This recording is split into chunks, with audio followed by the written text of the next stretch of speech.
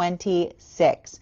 We are going to be starting our day today with a harmonic energy update. We're going to be reading into the different energetic cycles. We're going to be pulling the first two cards in our 5-card spread for today. First two cards we are starting our day off with today are the Magician in its upright in combination with the Death card in its reversal, just coming really right out the gate with two very strong major arcana. I don't mind seeing these two cards in combination. I don't mind seeing these two cards in combination, particularly and especially for the energy that is in solitude right now, because this is effectively the conversation that says not just any relationship will do, right? This is a lot of the energy that looks towards partnership, is looking towards partnership with the optics on the fact, I keep on seeing the quality, not quantity of relationship mindset is what we effectively see with Magician and the Death card in its reversal. Why? Because there's a lot of, I keep on seeing, there's a lot of energetic effort that goes into relationship. There's a lot of that understanding that relationship is where we effectively go to transform. And when we think about that the context of being in relationship is a transformational experience, then we don't look at relationship like a notch on the belt, right? We don't look at it as something that we've knocked off the checklist. We look at it with a sense of care, discernment, and determination. So I wouldn't, and I have to describe this. This is some pretty delicate energy. This is some very delicate energy, and I don't mind seeing this type of delicacy right now, because I told you, what is one of the overarching messages or lessons that we're finding in the energy that we're currently seeing? Okay, this is a continuation of understanding the difference between doing something from a space of insecurity versus doing something with a state of confidence, right? What do we mean by that? It's the observation. When we have all the planets in Aries, with the concession of Mars and Mercury being in Pisces, right? That effectively talks to us about the observation between what is true Aries energy, which is the difference between warrior and warlike energy. What is warlike energy? Warlike energy does not feel like one is strong. Warlike energy is constantly in the modality of feeling the need to try to energetically prove their strength to those around the self, right? It's a lot of that. It's the performative mockery of strength, right? It's the space by which we effectively perform strength because we don't energetically feel like we are strong, that often give indications upon how we feel about ourselves. So the modality by understanding, right? And here's the thing about it. For far too long, those type of qualities and characteristics have been associated to Aries energy. Aries has never been like that ever. Aries often go through pathworks where they have to effectively mitigate their strength, right? The strongest person in the room is never trying to prove how strong they are. The strongest person in the room is always trying to learn how to walk carefully, to learn how to walk delicately, right? And this is why you often see the modality of the warrior. And what are those with warrior? What are those with warrior placements almost always doing? They're working on finesse, right? They're working on finesse.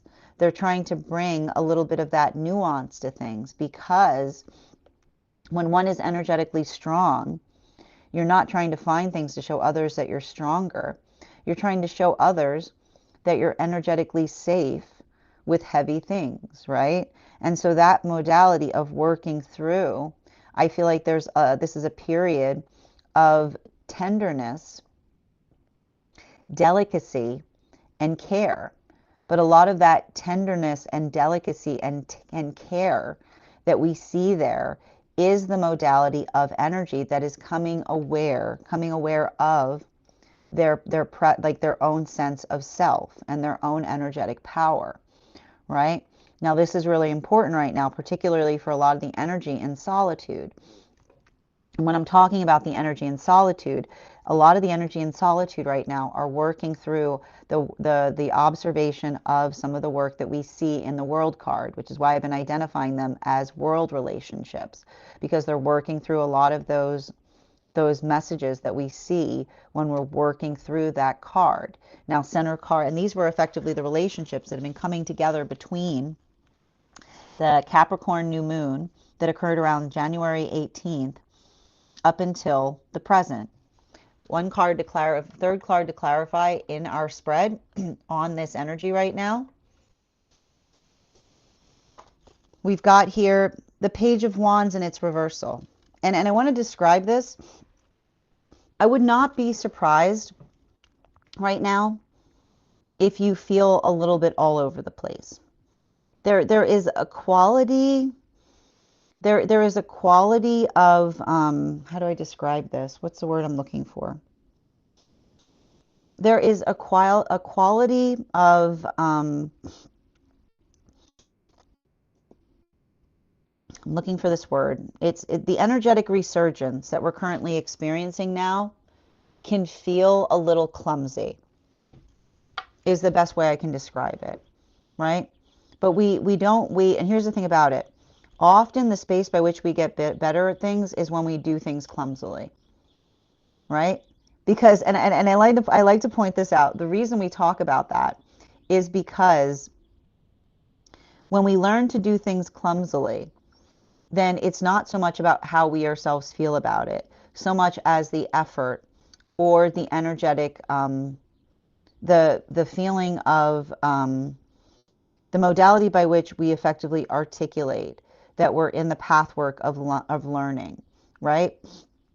And so we see a lot of this energy here, right? It's like yearling energy, right? And I want you to kind of think about that, because when you think about a yearling, right, you think about something that is up and it's not perfect. It's like it's stumbling a little, right? It's getting there, like it's learning how to move or learning how to effectively do something. And so we see this quality in a lot of the new relationships that are coming together right now. And the reason we see a lot of that coming through in these relationships is effectively, we talked about some of these relationships, and I'm just going to bring this up. I've got 3 different modalities that I'm identifying for energy and solitude right now. And I wouldn't be surprised if it's potentially being triggered by the fact that we're moving into Aries season and Mercury's coming out of retrograde, which is the observation of working through. And I want to show you this, right? the security of the past, right? That allows one to feel the sense of what one can expect versus the ability of moving forward into new energetic territory, right? And it's scary, right? Because often when we're going through those experiences, I keep on getting the past can often feel very energetically persuasive because we have the full summary of it, right? And this is why we recognize, and I feel like this is what a lot of the energy is doing right now in solitude, that understanding the nature of nostalgia is always one where things seemed better than they were. Why do we effectively see that? Because it's the recognition point of the fact that we understand and recognize how we feel at every moment versus the mind's quality of trying to soften our energetic memories. And when we've been talking heavily about this, which is understanding what the quality of nostalgia is and why, right? And this is also helping us explain why we often feel surprised to discover nostalgia around experiences by which we carried a lot of trauma.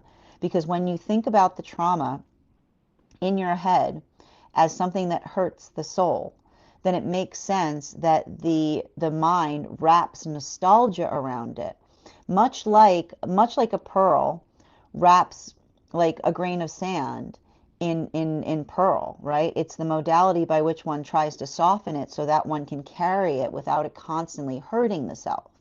So I feel like what we're effectively seeing here is some energy that is in solitude, that is moving away from something that was really painful, and they're finding that tendency of starting to wax nostalgic upon it. However, they're reminding themselves of the fact that this is how the mind works, right? That when something is too difficult to bear, right, the mind will effectively wrap it in nostalgia in order to try to protect the mind as it continues to persevere. So this is a lot of the energy that's finding clarity in the observation of that energetic tendency, and further potentially articulating that in the context of new relationship, right? Potentially even talking about the complicated way they carry some memories based upon the mind's tendency to do thus. Now, this brings us to the energy that's moving deeper into divine union. And these were effectively what we were identifying as the moon relationships.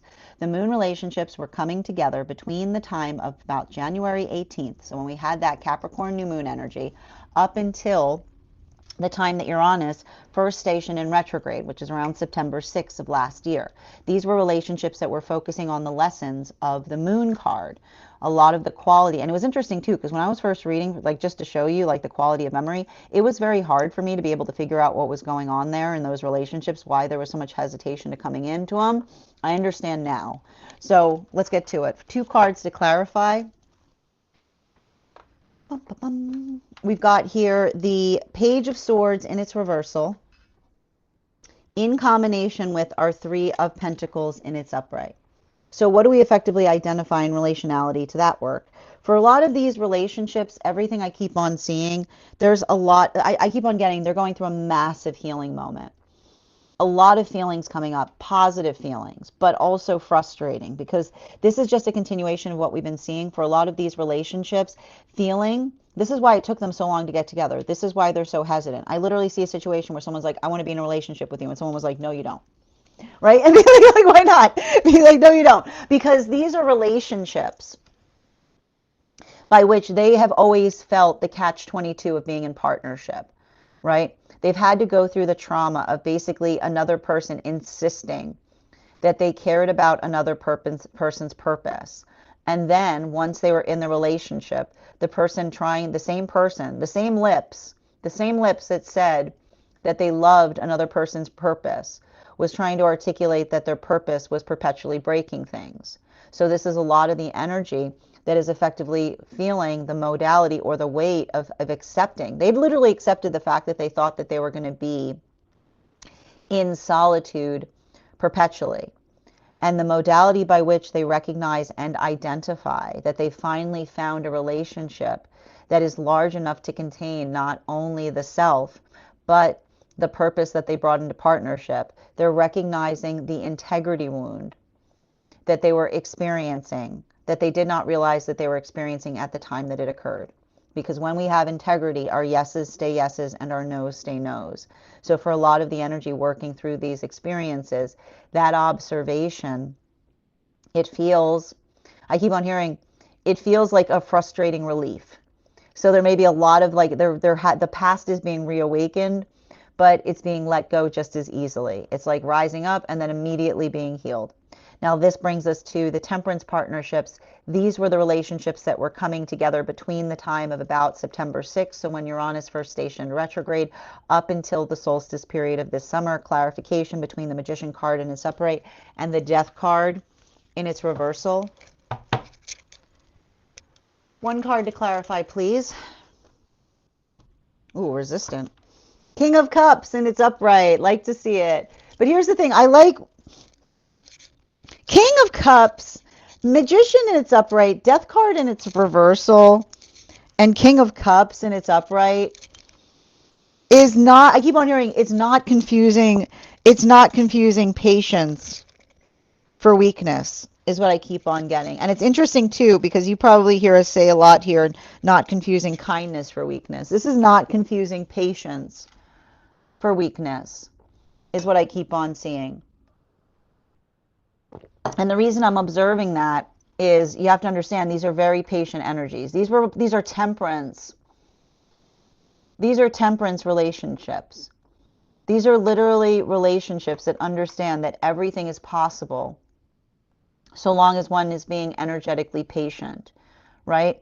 And in the modality by which we're patient, we're energetically relentless, which is the space by which we effectively work towards things in a point of inevitability, right?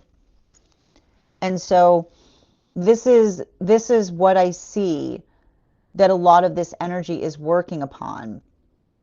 And I keep on getting that I gotta point it out. This energy, I feel like this energy has gone through experiences by which another, like they have lost or they've experienced fractures from energy that is too, I keep on getting, that is too demanding. And when I mean demanding, I effectively mean the observation of effectively working through something in a way by which one is effectively, I keep on hearing, taking step-by-step approaches to things take time, right? And so I feel like I see a lot of that energy that effectively works through circumstances and situations of that nature. And even in the modality by which they do so, they're taking patient approaches to things, but also they're working into, right? They're working into the modality of being able to be like working through healthy composure. And healthy composure is effectively taking step-by-step approaches to things. Now, what's hard about that is, and I keep on getting this, I would not be surprised, like this energy that we're experiencing right now can bring the snappiness out of others, right? And here's the thing about it, and that's why I even kind of said before we started today's reading, it's not that you can't do something from a place of anger, but make sure your anger is resonant anger, right? And what do I mean by resonant anger? Resonant anger is anger that is working to resolve something, right? The modality by which we apply anger to something to be able to emphasize why something needs to be energetically resolved, not the space by which we articulate from a place of irritation. And we have that tendency, right?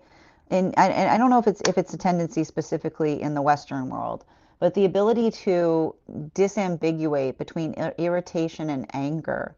Irritation and anger are very different things, right?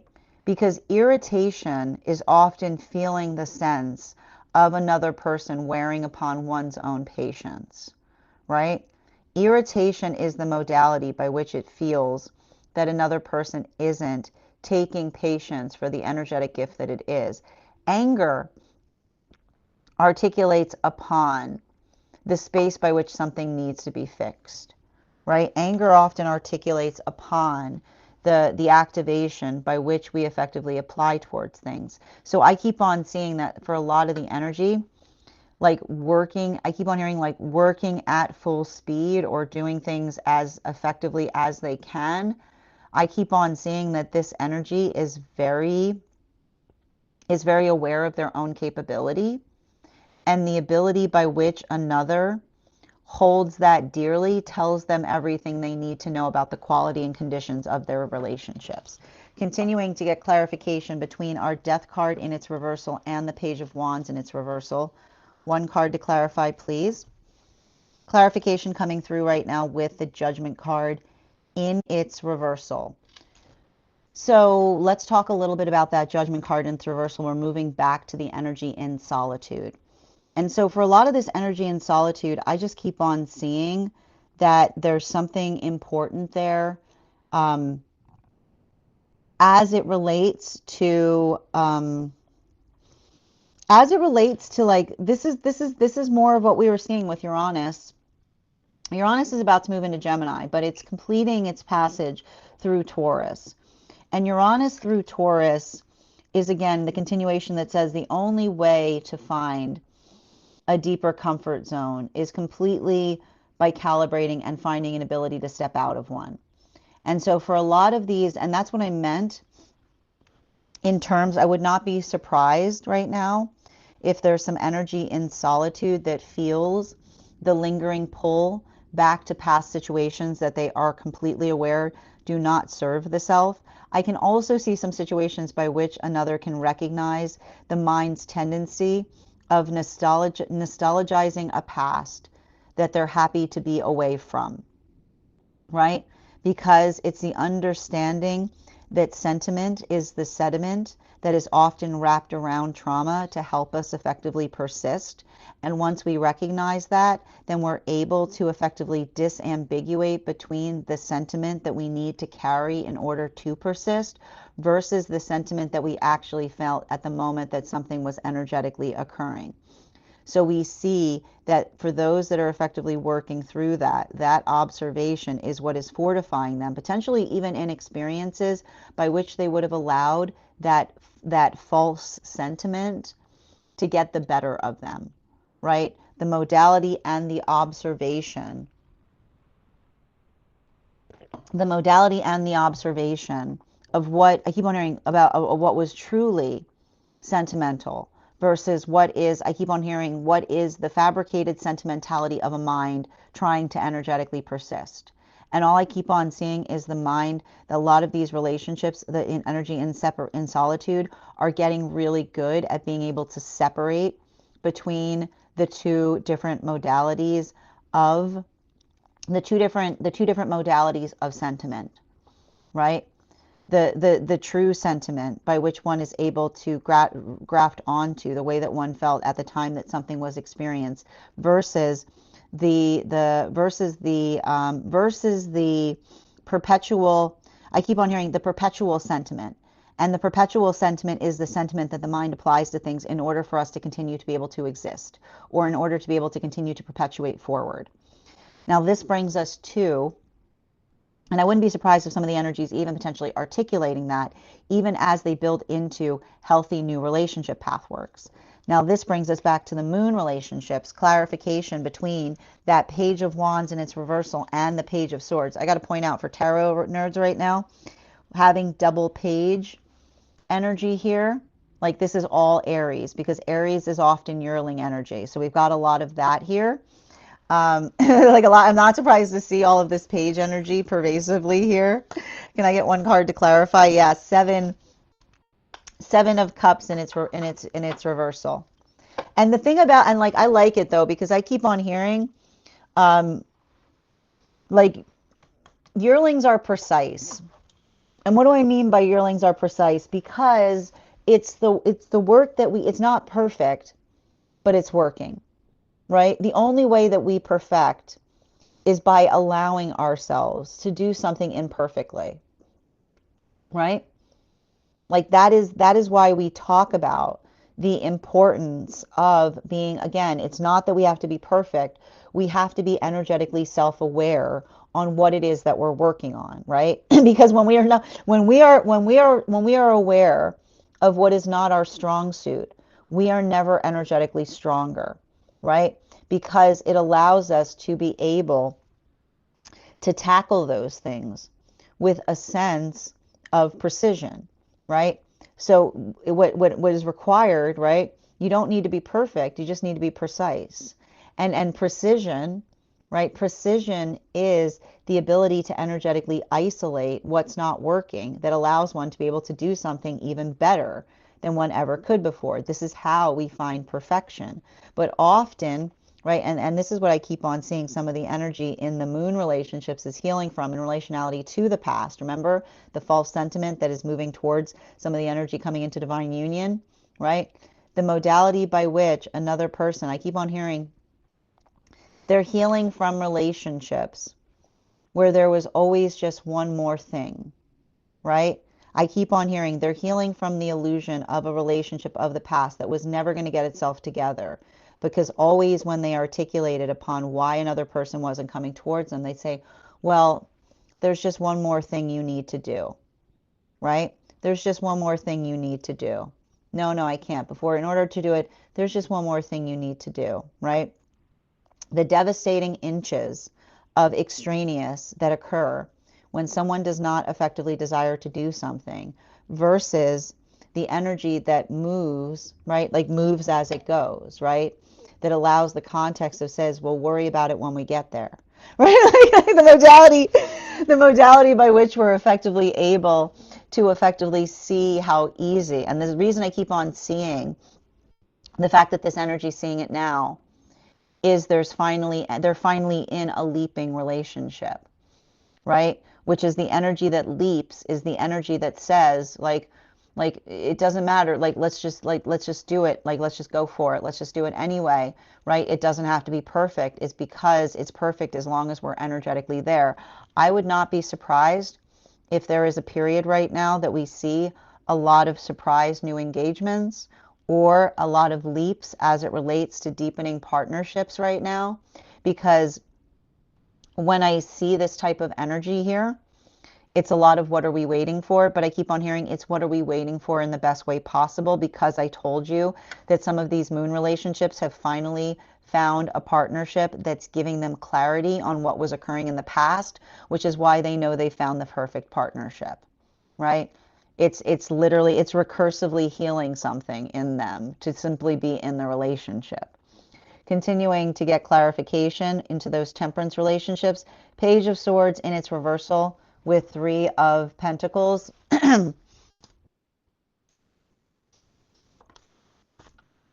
Yeah, this is the most, I got to point out of all of the energy I'm seeing right now, I would not be surprised if the energy that's deep within divine union is feeling most irate. Okay? Because I got to point this out. I just need to show you. Three of Pentacles with Two of Pentacles and a Page of Sword. That's like grinding gears energy. That's grinding gears energy. That's like, that is working through things that grind the gears. But, and I like to point out, like, that's the difference. I keep on hearing the difference between angry and irate, right? The difference between angry, I keep on hearing like, the difference between angry and irate is you can lubricate irate. If that makes sense. I keep on getting the difference between angry and irate is you can lubricate irate, which is literally the space by which it says it shouldn't be this hard. Very clear in terms of what would make it easier, right? Being able to literally define, right?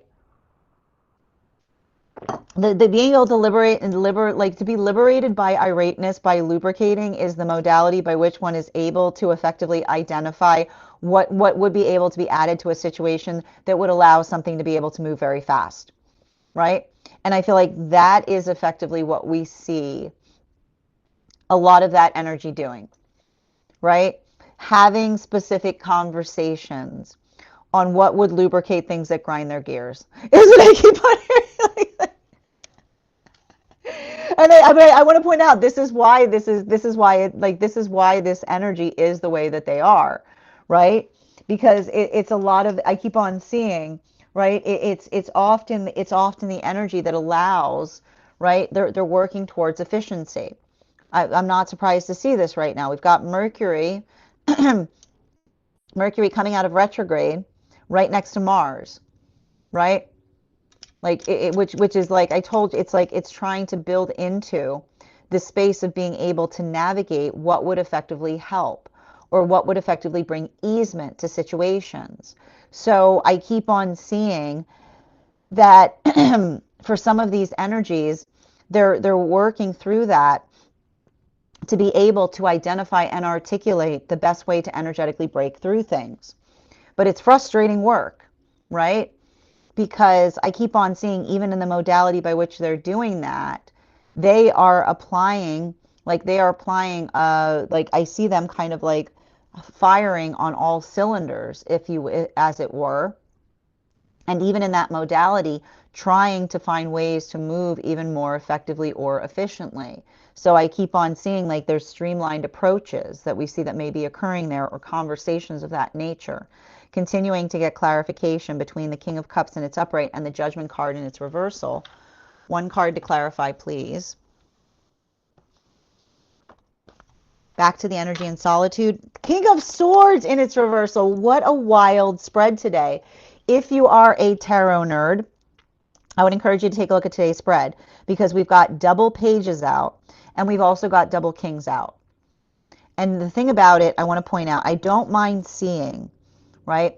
I don't mind seeing double kings here because of the nature of the kings that we're seeing, right? Because the nature of these two king cards, this is what we talk about with healthy counterpart energy, which is the modality of effectively recognizing and identifying not just what was missing, what was missing inside the self and what was missing outside the self. I keep on seeing that there's some energy right now in solitude that is building in very healthy ways in reconsideration of the past, but not in a place of bemoaning the past, but looking at the past as the energetic lesson plan, right? The modality of being able to say, this is what I need to look at that allows me the ability to see what I can get better at. So there's a lot of that energy there. And I like it because, and this is why we talk about the importance of having a healthy ego, right? Because when you're not in the space of a healthy ego, then there's never a modality by which you can say, I can work on that, right? Like that's something I could not see at the time. I can totally get better at that, right? It's the observation of being able to accept that there's something that you can do better that allows you to become excellent, right? The only way you can ever become excellent is if you're perpetually on the mission of looking to see how you can do something better. You'll often see this, right? Because often, right, and often the sign of being like way off the map is when you're like, I'm perfect, right? Like I'm perfect to be like, they were not perfect, right? It's everybody else, it's not me. Everybody else is everybody else, right? It's everybody else, right? No. If it's everybody else, then even that is something to pay attention to, because it's the work by which we energetically recognize, and I need to point this out, this is all the work that we often see with those with Aries placements.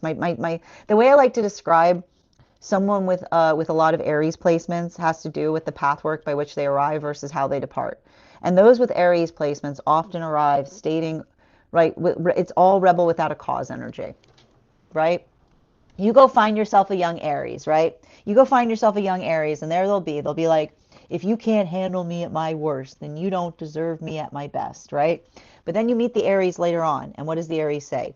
If you can't handle me at my worst, I don't blame you. That person is ridiculous. I can't stand them either. Right? It's the understanding. It's a recognition that when we care about each other, why would we ever give each other the worst parts of ourselves, right? So it's a space by which we don't become enamored with our worstness, right? It's when we stop becoming enamored with our worstness that we work to become energetically better. And the modality by which we understand that, it's not the fact that the worst disappears, but at least if the worst comes out, we've got a pretty good reason to be able to explain why. Right? that's effectively what you often see with warrior energy, right? It's the conversation between, or the movement away from the detrimental warlike mentality that breaks everything into the path of the warrior that says that our duty to each other is to be our best self, because that's not just a gift. That's the gift that keeps on giving, because it's a gift that we give ourselves, because it has an important impact on the environment that we find around the self, right? It's understanding the collectivity, right? When we think of ourselves as separate beings, we operate under fallacy, because we are effectively an energetic collective, and the ability by which we are basically able to attenuate to each other, right? It doesn't mean we disappear in service of that, nor does it require us to become energetically isolated. We work in proportionality. So I see that this is a lot of the energy in solitude taking a proportional approach to their healing journey, which is the space by which they're looking back and saying, I wasn't perfect, but a healthy relationship does not require me to be perfect. It requires me to be able to identify what I am working on. So that's what we see, that a lot of the energy is effectively articulating as they're building into new relationships. And yeah, you got some of that sentimentality coming up, right? That sentiment, that false sentimentality, which is all the conversation that we're having, right? Because what do we have right now? And I need to show you this. We've got Pisces. When you think of Pisces as the clamshell, right? You've got Pisces as the clamshell. You've got that irritation point of the Mars energy in the Pisces, right? But then you've got Mercury there, right? You got Mercury going, watch how, right? Watch how the irritation changes into sentiment that is the act of a mind desperately trying to protect itself from something that hurt the self. Continuing to get clarification between the Judgment card in its reversal in combination with the Seven of Cups in its reversal. One card to clarify, please. Clarification coming through right now. Woo, I like that Six of Wands. There's some good wand energy, all wand energy. Great spread today, beautiful spread, all wand energy. Right in the center pillar of today's read. And I like that because for the moon energy, I told you, a lot of understanding and relationality to what was missing in the past. Is the energy harboring on it? Absolutely not. Why would they hold on to something are they running back to something now that they see what was energetically missing? No, because they're understanding that the healthy relationship gives you the gift of perspective, right? That the beautiful gift of a healthy relationship is being able to see something that you've never seen before, right? That's a continuation of what we talk about in relationality to an awakening journey, right? The ability that one becomes aware of what was energetically missing. And so for a lot of the energy of facilitating and understanding that work, that clarity of observation is what they're effectively building upon. And even in the modality by which they're energetically aware, I keep on hearing they're aware and they don't care in the best way possible. And when I say, they don't care, you have to understand, I don't mean they don't care, as in they don't care. I mean, they're aware of how they were being hurt in the past that they could not see. The reason that they're not caring about it is because their arms are full of the present, and it's the awareness of the present that is showing them the observation of the hurt of something that was energetically missing that they could not see before. And they're in so much of an elated state because they found it, that it's creating the modality by which it's becoming immediately copacetic. Continuing to get clarification for those energies deep within divine union, clarification between the Seven of Cups in its reversal and the Two of Pentacles in its upright. One card to clarify, please. Clarification coming through right now. Four of Swords. I love to see a Four of Swords in its upright. Because, and I got to point this out, I feel like the energy that may be feeling most frustrated right now is the energy deep within divine union. And I keep on getting, there's something about the energy in divine union going through bandwidth problems, right? And the hard part about bandwidth problems is bandwidth problems are what we experience right before a great expansion, right? For anybody, for any of those in deep within divine union that are going through this, right? Bandwidth problems are the experiences that we have right before great expansion, which is it's like, because it's a modality by which, like, you feel like you can't do something, right? You can feel like you can't do something or navigate something the way that you're doing it, and then all of a sudden, boom, breakthrough, right? Oh, there it is. Oh, that's how I do it, right? Like it sometimes but it sometimes creates those moments, right? Where, and I need to point this out, like, are you at low capacity or are you at max capacity, right? Because a lot of that modality is like what I keep on seeing, like the energy being like, I'm not working fast enough, being like, all right, what are you doing? I'm working constantly. Oh, well, okay. That's not a capability issue. That's a bandwidth issue, right? Bandwidth issues are solved with efficiencies. And so I see that a lot of energy is working on taking new approaches to things and recognizing and holding themselves gently, because they're recognizing that what they're going through right now is a bandwidth issue.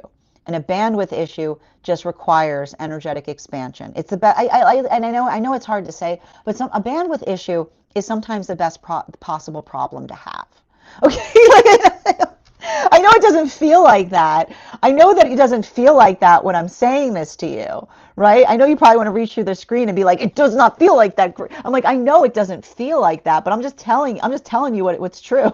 I'm just telling you, like, what's wrong? There's not enough of me to go around. Oh, you poor thing. You poor thing. There. There.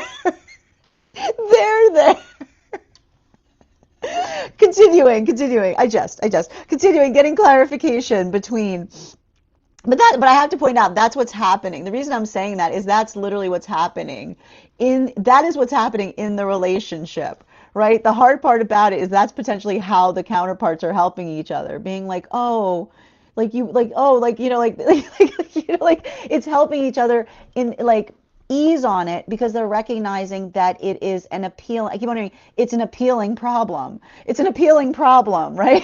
It's an appealing problem. Where's Venus right now? Continuing to get clarification between our King of Swords and its reversal with the Six of Wands and its upright. One card to clarify, please. We've got the Hangman in its upright. I love me a Hangman in its upright. And let's get to it. And here's the thing about it. I love seeing a Hangman in its upright for energy and solitude right now. Because, and I want to point this out, this is energy that is getting better at being in solitude. And I'm going to tell you right now, the best thing you can ever do to get into a healthy relationship is get good with your own energy. Because when you are not good with your own energy, you will look for a relationship to hide from yourself. Anywhere but here. I can't stand it here, right? That when you're not good with your energy, you will look for partnership just to escape the self. But and this is why we don't say that whenever we're trying to escape ourselves, we never find healthy, harmonious partnerships, because that feeling never goes away. And then you get used to the energy around you. And then there you are, once again, exactly where you found yourself before you started a relationship. But when we get good with our energy, you can usually tell when you're getting good with your energy because you get real precious with it, right? That's some precious stuff. You start realizing how precious your energy is. You start being much more conservative in relationality to where you put it. And that doesn't mean, right? That doesn't mean you get entitled with it. Because if that is something that you eagerly give another person, right? There's nothing selfish about it. That's being healthy and centered in self. And so, and I see this energy that is moving towards new relationship with the most important word, which is cautiously. Right? And I keep on seeing the caution that they're bringing to relationship is something that they've never had before, because it's the caution of being able to hold the relationship that they found with themselves very tenderly, right? And this is the energy saying, like, I'm bringing my favorite person here. I hope this person knows what to do with them, right? The modality by which we start to apply that care becomes our shield. And that doesn't mean we get too sensitive, right? It doesn't mean that but that's a hard part about it, because, and this is what I keep on seeing, some energy that's building into relationship, talking about relationship as the active relationship, stepping out of the comfort zone, trying to get better at doing it, trying to look at it in a different way, and at the same time carrying the weight of a relationship that hurt them, but simultaneously recognizing that their mind is in the act of trying to wrap sentiment around that energetic pain, but being aware of the fact that it's happening, not being energetically enamored by it, right? It's like the energy that's just observed and like, oh, I can see the energy being like, oh, look at that, there it goes. Wow, oh no, I'm literally watching my mind, right? I'm literally watching my mind wrap sentiment around something that was energetically awful that occurred, right? So there's a lot of that energy there. And even the modality of them being aware of it is what's allowing them to be able to heal and move into healthy partnership. Now, continuing, moving towards those moon relationships, clarification between the Six of Wands in relationality to the Four of Swords in its reversal. I love these two cards together because that's a 10. I like that 10 too. One card to clarify. Ace of Wands, like, and that's what I like about that. The moon relationships have found a new 10. right? It's a conversation that talks about the hard part about being in the modality. I told you these relationships kept on going through relationship feeling like they were the problem. I keep on hearing time after time after time. They were going into relationship by which they were very clear with another person what their purpose was, and then there they were. Then they were in a relationship by which another person tried to look at their purpose like a bull in a china shop energy, being like, you know, that purpose that you brought into the relationship, you realize it's ruining us, it's ruining this, it's ruining everything. You need to get rid of that purpose. And this energy saying, if I get rid of my purpose, I cease to exist, right? This is a lot of energy that often has felt the modality by which they had to leave a relationship, by which they said to another, you cannot, when you understand that you have purpose, right? It's nothing's more ridiculous and painful when you have purpose, when another person says, just get rid of the purpose, as if you could, as if it was that easy, as if you could shrug off purpose, as if you could shrug off purpose, as if you could shrug off purpose like an itchy sweater, right? As if you could, you as like the mind numbing quality of another person just saying like the how absurd it sounds when another person is like, you know, if you could just get rid of that purpose, we'd be fine, and being like, I would not be, there would be nothing left, because that's the energy that articulates the space by which they are their purpose, right? But often having had to have experiences by which another person tried to articulate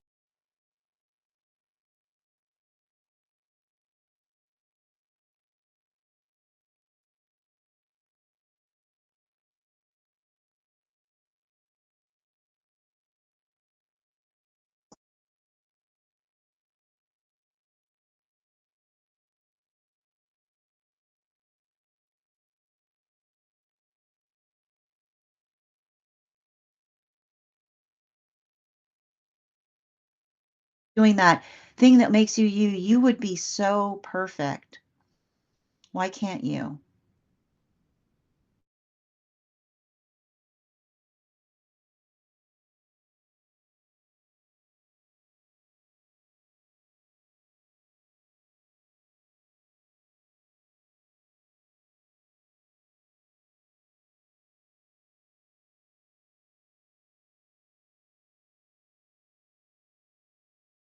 Finally being in a holistic partnership by which another person says, I love every part of you, right? Every part of you is energetically beautiful. I would not ask anything. And this is the thing about what we talk about. When we are in a healthy partnership, we don't ask for change that is not beyond the change that we ourselves aspire for, right? This is the energy that's finally finding the relationship that has breath. Because when we are in the healthy relationship, we aspire together, which means we breathe right, which means we try to perfect our breath by becoming the best part of ourselves as we continue forward.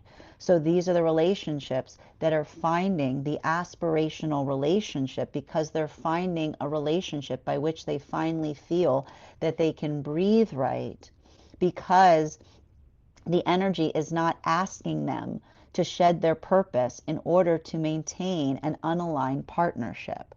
And there's a lot of feelings that are coming up, and the observation of that occurring in the past, immediately amended, immediately copacetic, because they recognize the context of being in a place by which they're able to see it effectively. Final card for today's spread, between the Hangman in its reversal and the Ace of Wands in its upright. This is getting back to those temperance relationships. Ooh, King of Wands. 3 kings out today, man. Holy moly. Feast of Kings. we got a lot of kings out here. We're only missing one king. We're only missing one king. But I'm not surprised about the king we're missing. There's not a lot of pentacles. Not a lot of pentacles in this spread. It's not the energy for pentacles right now.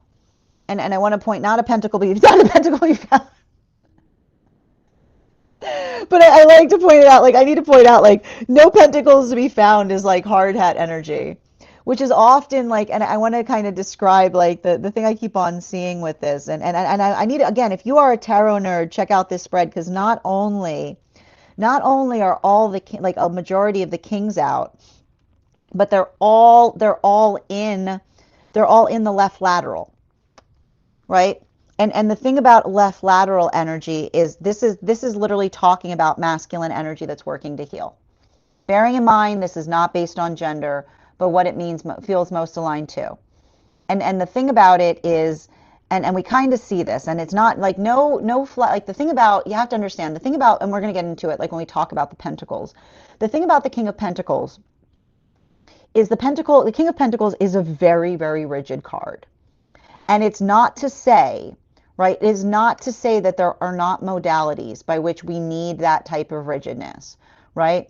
Because often, I need to point this out, often the King of Pentacles talks about the act of our love that becomes energetic protection, because it talks about the space by which we take our stand. The space by which we hold on to something and say, I'm not moving an inch because I can't move, because this is really energetically important.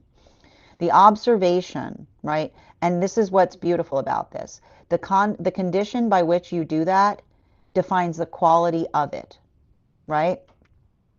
And you know this. You know this with people that you recognize are hold esteem or hold honor, right?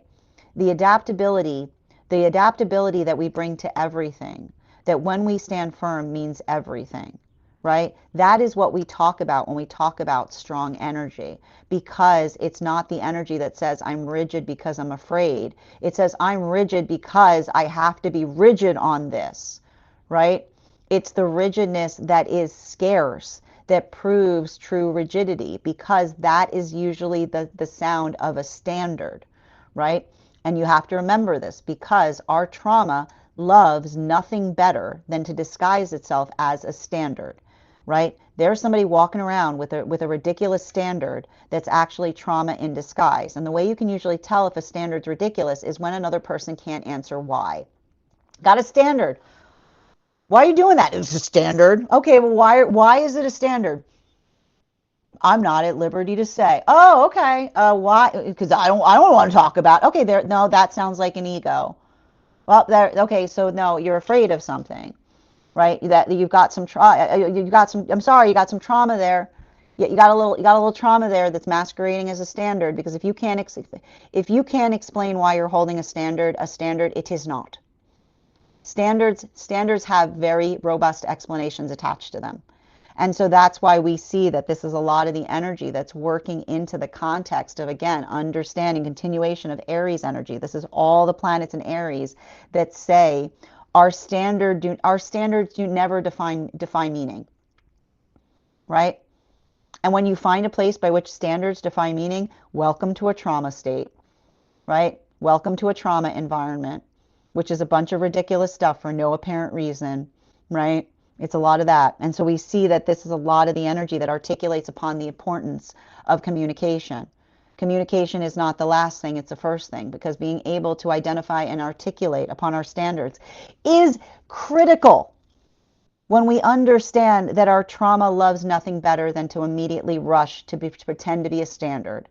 And that ability of being able to energetically explain why helps us find ourselves. And sometimes it's hard, because sometimes we're like, oh shoot, that was some, yeah, I've been holding on to some trauma, right? We all do it. It's not, we are not, none of us are healed from it. But the observation, the ability that we have to apply that effort or work towards it, helps us understand our own energetic readiness and relationality to confronting things.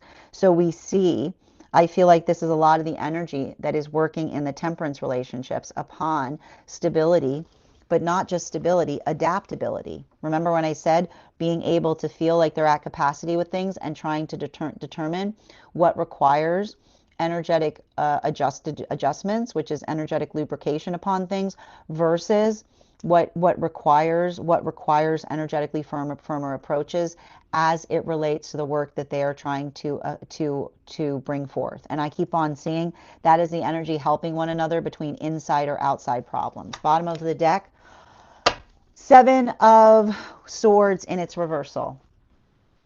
Yeah, the thing about it is, here's the thing, it's nostalgia city in here.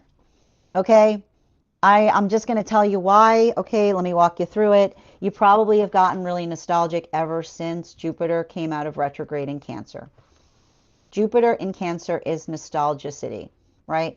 Jupiter in Cancer is recognizing how beautiful the past looks from the eyes of the present. Oh my gosh, look at the past there. Oh, look how beautiful the past was. Look how beautiful the past was. And this is why we recognize that our perception of the past is, by its very nature, carrying some active fallacy upon it. Because, of course, the past is beautiful. Your brain has a really hard time holding pain. Your brain's whole job is to try to help you release the pain that you're carrying. And your brain will go to extensive lengths to help you energetically survive trauma. So the modality by which we recognize that it's not the fact that the past does not carry valuable sentiment, right? There are things in our past that truly energetically impacted us, that effectively build us further into it. And the modality by which you can usually tell true sentiment versus the false sentiment that the brain puts on a trauma space is, did you feel like that at the time that it was occurring? Right? The love that you feel upon things, did you feel the love in that moment? Or did your brain have to try to force the love into it after the fact? Right? Because that observation of being able to understand that the presence of love is energetically present. And that's not to say that there aren't modalities by which we energetically maturate and say, I can see the love there, right? With the logic of being able to understand the awareness of what was energetically occurring. But the modality by which we ourselves maturate is the ability by which we are able to define the difference between the perception in the present and the perception in the past that changes, but is energetically fortified, not by the way that we feel about it, but the way that others felt that energetically surrounded the self, right? Because that is the hard part that we often identify, right? The mind that works, that longs to heal by trying to stick love into anything, right? The mind that longs to heal and deal by trying to stick love into anything, versus the higher self that is able to go through the sorting process of saying, no, actually, that was something that was loving, even though it didn't feel like love at the moment, versus saying that was never loving. There was nothing energetically loving about it. This is the work that the higher self does. It's continuing through that energetic sorting process, and it's energetically perpetual. It requires a lot of that ability, and that's why our own ability to effectively articulate upon it is how we understand the quality and characteristic by which our mind energetically changes. And a changing mind is a beautiful thing, because a changing mind is energetically present and aware and continuing to develop. And that doesn't mean changing mind is not changeable, which is not the space by which it loses integrity. But the integrity that we're able to energetically hold in terms of how we ourselves experience something versus the perception on how others may have experienced it that change our perception in the face of what we're presently experiencing. And this is how we can have a marriage between an evolving mind and an integrated mind, because an evolving mind is ever integrating, right? Which is the modality by which we understand the integral. It doesn't make us depart from things. It actually makes us understand them even further. That is our daily collective read for today. I want to thank you guys so much for being here and receiving these messages. Just a reminder, if you would like to book a private reading with me, it is a two-step process. You have to book the reading, you have to pay for the reading. Please make sure you do both if you'd like to have that reading. Most importantly, please remember that I will never, ever, ever, ever, ever, ever, ever, ever, ever, ever, ever reach out to you for a private reading. I will never DM you, PM you. I'll never slide into your inbox and tell you that I have a very important message that only I can deliver. The only way you can book a reading with me is if you book one on my site. So I would encourage you to do it there. A couple of updates before we move into personal readings today. First and foremost, thank you to everyone who was in our class last night studying the court cards in the cup suit.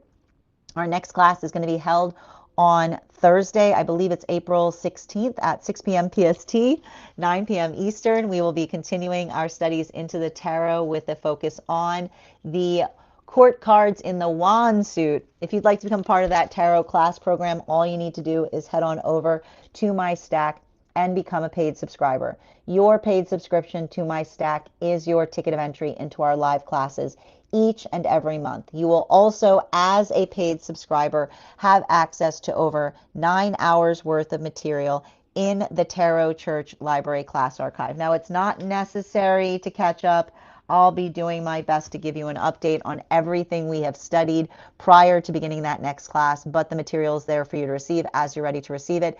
And if you become a founding member, not only will you receive a discount on the full year's worth of classes, you'll also receive a complimentary mentorship class with me, where I will meet with you personally to assess where you are on your own personal tarot journey and give you the best insights in terms of how to utilize those classes to the best of your advantage moving towards your tarot goals going forward, as well as access to over 20 hours worth of material in the Tarot Church Library class system.